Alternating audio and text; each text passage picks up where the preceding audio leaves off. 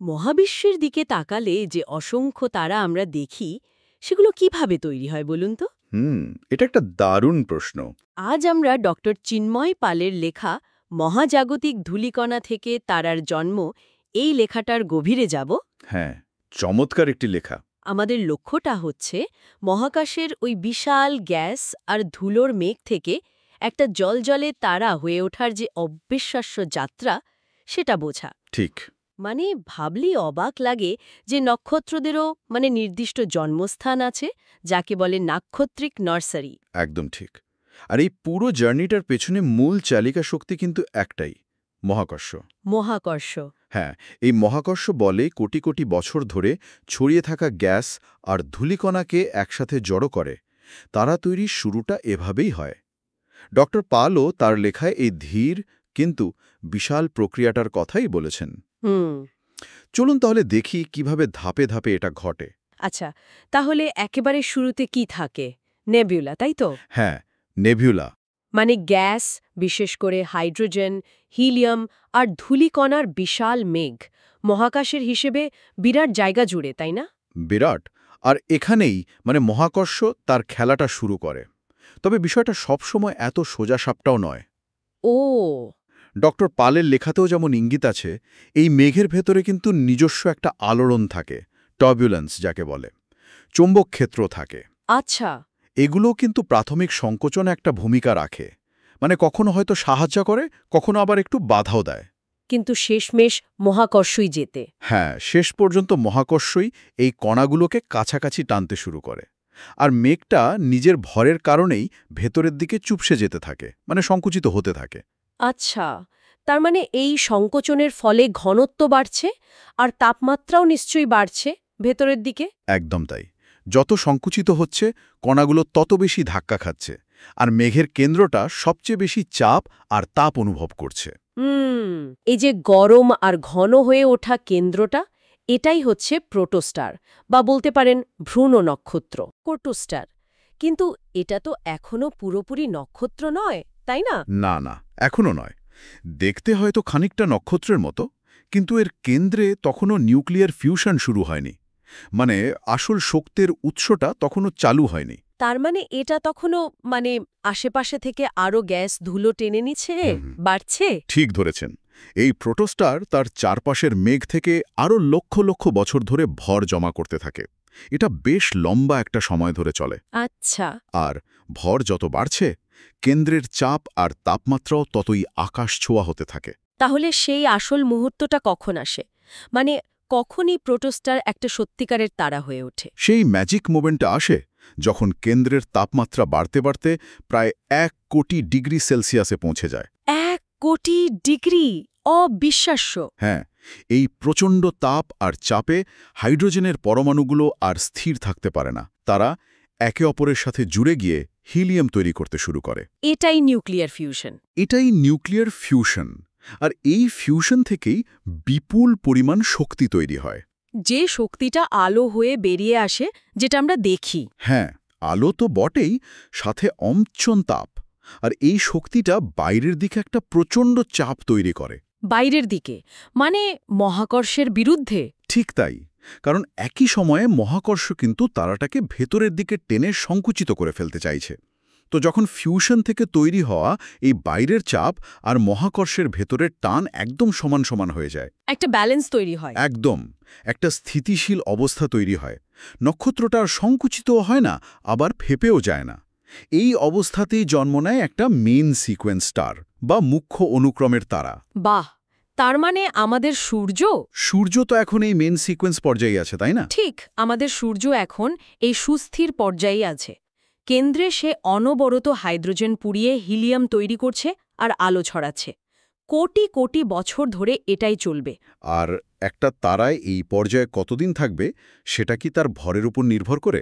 হ্যাঁ, পুরোটাই নির্ভর করে তার শুরুতে কতখানি ভর ছিল তার উপর।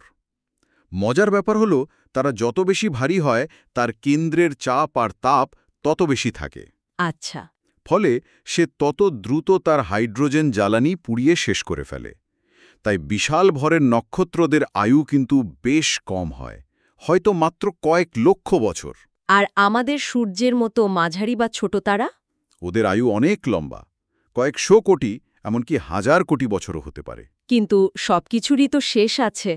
তো যখন এই হাইড্রোজেন জ্বালানি ফুরিয়ে আসে তখন কি হয়? এখানেই আবার সেই ভরের প্রশ্নটা খুব গুরুত্বপূর্ণ হয়ে ওঠে। তারার শেষটা কেমন হবে সেটা প্রায় পুরোটাই তার ভরের উপর নির্ভর করে। কি রকম?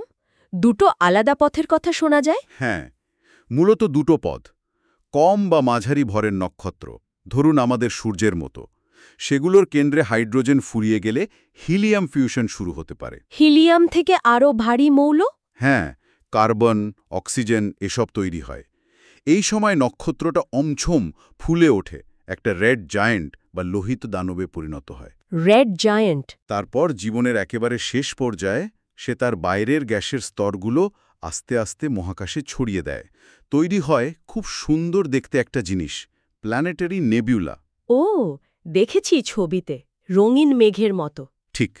আর কেন্দ্রে পড়ে থাকে তার নিভে যাওয়া কিন্তু প্রচণ্ড ঘন একটা অংশ, একটা হোয়াইট ডোয়ার্ফ বা শ্বেত বামন। ওটাই তার শেষ অবস্থা।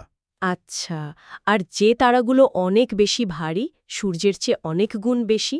সেগুলোর শেষটা হয় অনেক বেশি নাটকীয়, অনেক বেশি বর্ণময়। তাই নাকি? হ্যাঁ, সেগুলো রেড সুপার জায়ান্টে পরিণত হয়। তাদের কেন্দ্রে শুধু কার্বন অক্সিজেন নয়, আরও অনেক ভারী মৌল তৈরি হতে থাকে, এমনকি লোহা পর্যন্ত। লোহা? হ্যাঁ, কিন্তু লোহা থেকে ফিউশন করে আর শক্তি পাওয়া যায় না। যেই মুহূর্তে কেন্দ্রে লোহা জমা হতে শুরু করে, ফিউশনের ওই বাইরের চাপটা বন্ধ হয়ে যায়। তখন আর মহাকর্ষকে আটকানোর কেউ থাকে না। তাহলে নক্ষত্রটা নিজের অসীম ভরের টানেই নিজের ওপর হুড়মুড়িয়ে ভেঙে পড়ে, আর তারপরই ঘটে এক প্রচণ্ড বিস্ফোরণ। এটাই হলো সুপারনোভা। সুপারনোভা নাম শুনেছি। এই বিস্ফোরণে যে কি পরিমাণ শক্তি ছড়ায় তা কল্পনা করা কঠিন। আর এই বিস্ফোরণের ফলেই নক্ষত্রের ভেতরে তৈরি হওয়া ওইসব ভারী মৌল, লোহা, সোনা, ইউরেনিয়াম সব মহাকাশে ছড়িয়ে পড়ে। আর এই সুপারনোভার পরেই কি ওই নিউট্রন স্টার বা ব্ল্যাক হোলের জন্ম হয়? ঠিক তাই। বিস্ফোরণের পর নক্ষত্রের যে কেন্দ্রীয় অংশটা বেঁচে থাকে সেটা সংকুচিত হয়ে একটা অসম্ভব ঘন নিউট্রন স্টারে পরিণত হতে পারে। এক চামচ নিউট্রন স্টারের ভর নাকি হিমালয় পর্বতের সমান। ভাবা যায়। আর যদি মূল নক্ষত্রটা যথেষ্ট চেয়েও বেশি ভারী হয়ে থাকে, তাহলে তার কেন্দ্রটা সংকুচিত হতে হতে এমন এক অবস্থায় পৌঁছায় যেখান থেকে কিচ্ছু, এমনকি আলো পর্যন্ত বেরোতে পারে না। তখনই তৈরি হয় ব্ল্যাক হোল বা কৃষ্ণগহ্বর। তার মানে পুরো জীবনচক্রটাই ভরের উপর নির্ভরশীল। একেবারে। আর ডক্টর পালের লেখাতেও এই বিষয়টা খুব সুন্দরভাবে বলা আছে। মানে আমরা যে কার্বন, অক্সিজেন, লোহা বা অন্যান্য ভারী মৌল দেখি, যা দিয়ে আমাদের এই পৃথিবী, আমাদের শরীর তৈরি, সেগুলোর উৎস কিন্তু আসলে এই তারাগুলোই। হয় তাদের ভেতরে ফিউশনে তৈরি হয়েছে, নয়তো ওই সুপারনোভা বিস্ফোরণে ছড়িয়ে পড়েছে। একদম। আমরা যাকে বলে আক্ষরিক অর্থেই নক্ষত্রের সন্তান, স্টার স্টাফ, এটা মহাবিশ্বের সবচেয়ে গভীর সংযোগগুলোর একটা।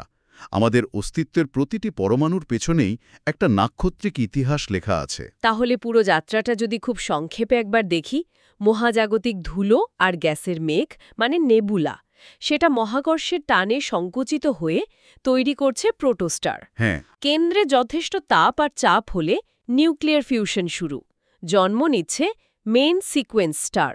ঠিক। তারপর ভরের ওপর নির্ভর করে লক্ষ বা কোটি বছর ধরে আলো দিয়ে জ্বালানি ফুরিয়ে গেলে তার শেষ পরিণতি হচ্ছে হয় হোয়াইট ডোয়ার্ফ অথবা সুপারনোভা বিস্ফোরণের পর নিউট্রন স্টার বা ব্ল্যাক হোল। বাহ, পুরো প্রক্রিয়াটা বোঝা গেল।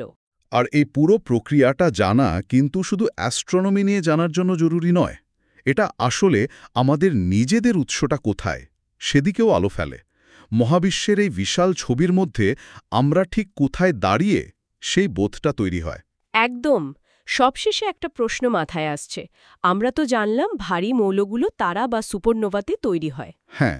তাহলে আমাদের সৌরজগতে বা পৃথিবীতে বিভিন্ন মৌলের যে নির্দিষ্ট পরিমাণ বা অনুপাত আমরা পাই, সেটা কি আমাদের বলে দিতে পারে যে আমাদের সূর্য তৈরির আগে এই অঞ্চলে ঠিক কী ধরনের তারা ছিল, তাদের মৃত্যু কিভাবে হয়েছিল, মানে তাদের রেখে যাওয়া একটা কেমিক্যাল সিগনেচার কি আমরা খুঁজে বের করতে পারি? খুব ইন্টারেস্টিং প্রশ্ন।